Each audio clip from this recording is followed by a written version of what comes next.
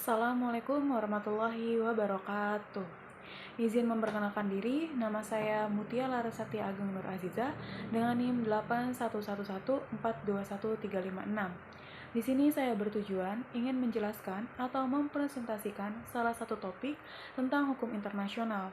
Dan topik yang saya pilih atau saya ambil adalah mengenai sumber-sumber hukum internasional, guna memenuhi ujian tengah semester mata kuliah hukum internasional. Baiklah, mari kita mulai saja ke materi yang pertama. Topik yang pertama adalah, apa sih tujuan adanya sumber hukum internasional itu? Sumber hukum dapat dikatakan sebagai pendekatan sistematis atau konseptual untuk mengkategorisasi asal-usul dari norma hukum. Sumber hukum dalam hukum internasional yaitu sebagai, yang pertama, sebagai landasan atau dasar dalam hukum internasional, misalnya landasan kewajiban dalam hukum. Yang kedua, sebagai faktor yang mempengaruhi perkembangannya, yang sering dianggap sebagai sumber hukum material dalam hukum internasional. Yang ketiga, sebagai bukti atau dokumentasi. Oleh karena itu, kesimpulannya, sumber hukum itu menunjukkan metode atau prosedur untuk membentuk suatu hukum yang internasional dan sistematis. Selanjutnya yaitu mengenai apa saja sih sumber hukum internasional. Sumber hukum internasional diatur dalam pasal 38 ayat 1 Piagam Mahkamah Internasional dalam memeriksa dan memutus perkara yang diajukan kepadanya. Dalam pasal 38 ayat 1 Statuta Mahkamah Internasional digunakan sebagai acuan untuk memutus suatu perkara yang diajukan ke Mahkamah Internasional. Sumber hukum internasional dibagi menjadi dua bagian umum. Yang pertama, sumber hukum primer yang terdiri menjadi tiga bagian. Yang pertama, adanya perjanjian internasional, kebiasaan internasional, dan juga prinsip hukum umum. Yang kedua, adanya sumber hukum sekunder, di mana di sini berisi keputusan pengadilan atau pendapat dari para ahli terkemuka. Yang pertama, di sini saya akan menjelaskan atau membahas mengenai perjanjian internasional. Perjanjian internasional merupakan suatu perjanjian yang dibentuk atau dibuat antar negara dalam bentuk atau dituangkan secara tertulis dan diatur oleh hukum internasional. Perjanjian internasional intinya melibatkan negara sebagai salah satu unsur yang terlibat atau subjek hukum internasional yang terlibat. Yang dapat dikategorikan sebagai perjanjian internasional, yang pertama adalah perjanjian antar negara, yang kedua perjanjian antar negara dengan organisasi internasional, yang ketiga perjanjian antar organisasi internasional, dan yang keempat adalah perjanjian antara tahta suci atau holisi dengan negara. Tidak dapat dikatakan sebagai perjanjian internasional jika perjanjian yang dilakukan antar negara dengan individu atau dengan badan hukum. Istilah yang dikenal dalam perjanjian internasional terdapat beberapa. Yang pertama ada treaty, agreement, convention, charter, covenant, declaration, protocol, dan lain-lainnya. Selanjutnya adalah mengenai pembentukan perjanjian internasional berdasarkan praktik negara-negara. Biasanya dilakukan melalui beberapa tahap. Yang pertama ada 3 tahap yang berisi perundingan, penandatanganan, dan juga ratifikasi atau bentuk pengesahan atau bentuk pengikatan diri dari negara terhadap isi perjanjian. Misalnya, perjanjian multilateral yang melibatkan lebih dari 2 negara. Yang kedua, ada 2 tahap. Biasanya tahap ini tuh berisi dari perundingan dan juga langsung penandatanganan. Misal perjanjian bilateral antara Indonesia dan Singapura untuk melakukan pelatihan militer bersama. Selanjutnya adalah mengenai klasifikasi perjanjian internasional. Yang pertama ada treaty contract dan law making treaty, yaitu konsekuensi tetap sama menimbulkan akibat hukum pada para pihak yang terlibat, di mana maksud dari treaty contract adalah perjanjian yang dibentuk oleh beberapa negara dan menciptakan kewajiban tertentu di antara para pihak atau negara yang menandatangani perjanjian tersebut.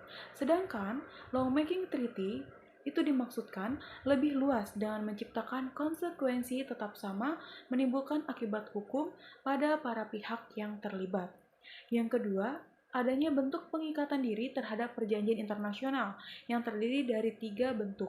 Yang pertama adalah ratifikasi, yaitu proses formal pengikatan diri kepada suatu perjanjian internasional. Jadi, maksudnya di sini adalah negara menyatakan keterikatan dengan suatu perjanjian dengan mengsubmit piagam ratifikasi sebagai tanda negara tunduk pada isi perjanjian internasional tersebut.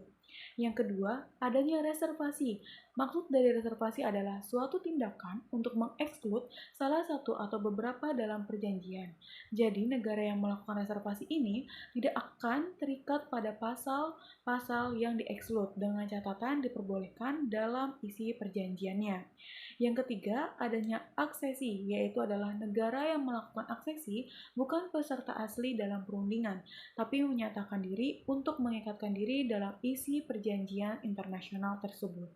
Selanjutnya adalah bagaimana sih berakhirnya perjanjian internasional.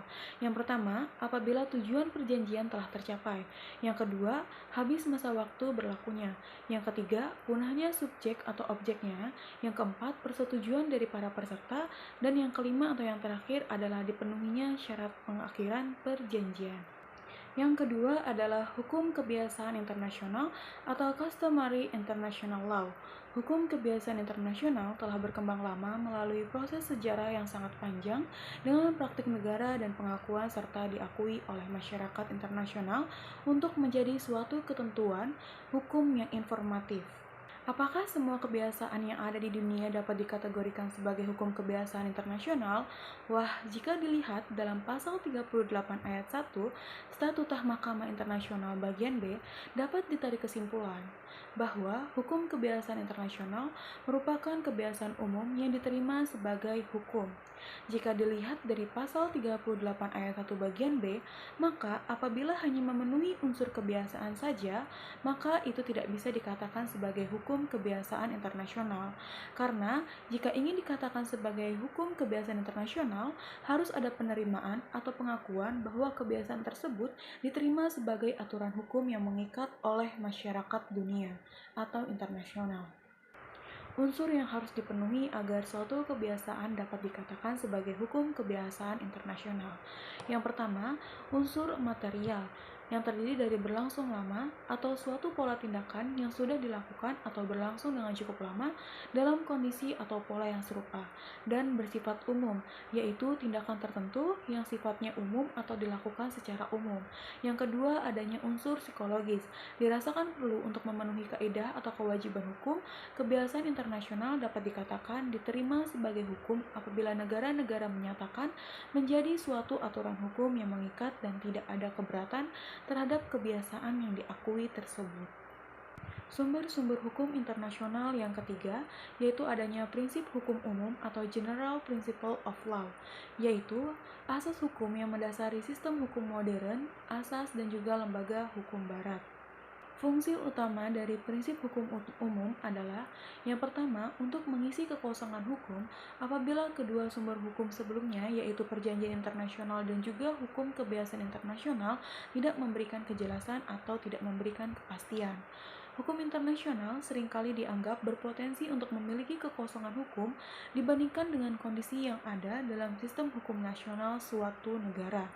Hal ini dikarenakan hukum internasional tidak memiliki otoritas legislatif, tidak adanya prosedur pembentukan hukum yang jelas, dan juga mekanisme penegakan hukumnya pun tidak begitu jelas atau tidak begitu diatur dalam suatu aturan undang-undang. Yang kedua, prinsip hukum umum merupakan asas hukum umum yang diakui oleh bangsa-bangsa yang beradab. Maksudnya, prinsip hukum umum digunakan untuk melengkapi sumber hukum yang pertama dan kedua, dikarenakan hukum nasional tidak dapat dijadikan sebagai sumber hukum internasional. Akan tetapi, mayoritas ahli hukum internasional setuju bahwa tujuan dimasukkannya ketentuan ini adalah untuk memudahkan mahkamah dalam menggunakan prinsip-prinsip yang diakui dalam hukum nasional dan menerapkannya dalam memutuskan suatu perkara yang dirasa sesuai dengan karakter sengketa internasional. Selanjutnya ada prinsip hukum umum interpretasikan sebagai prinsip yang berlaku umum dan terdapat dalam semua sistem hukum yang ada di dunia sebagai landasan umum yang mendasari setiap aturan hukum internasional. Prinsip hukum umum ini bersumber dari prinsip hukum alam dan juga prinsip yang berasal dari logika hukum. Yang keempat, mencakup seluruh prinsip hukum pada umumnya dan tidak hanya terbatas pada prinsip hukum internasional. Misalnya, good faith yaitu diterapkan dalam dan diterima di hampir semua sistem hukum di dunia. Prinsip ini biasanya terdapat dalam suatu perjanjian di mana sebelum melakukan perjanjian tersebut harus ada itikat baik dari masing-masing pihak sebelum menandatangani atau sepakat dengan isi perjanjiannya. Yang kedua ada Pacta Servanda, bona fide, abus de droit yang berisi larangan untuk menyalahgunakan wewenang. Dalam PCIJ menyatakan bahwa setiap pelanggaran perjanjian melahirkan kewajiban untuk mengganti kerugian. Jadi, apabila ada suatu negara dia melanggar perjanjian antar negara atau suatu kesepakatan, maka dia mempunyai kewajiban untuk melakukan reparation atau ganti rugi. Dan hal tersebut menjadi salah satu prinsip hukum yang diterima.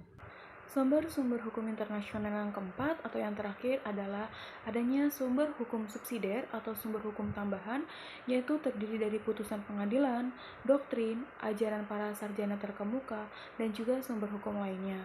Artinya, di sini adalah keputusan pengadilan, doktrin, dan pendapat para sarjana dapat dikemukakan untuk membuktikan adanya kaidah hukum internasional mengenai suatu persoalan yang didasarkan atas sumber hukum primer atau perjanjian internasional, kebiasaan internasional, dan prinsip hukum umum.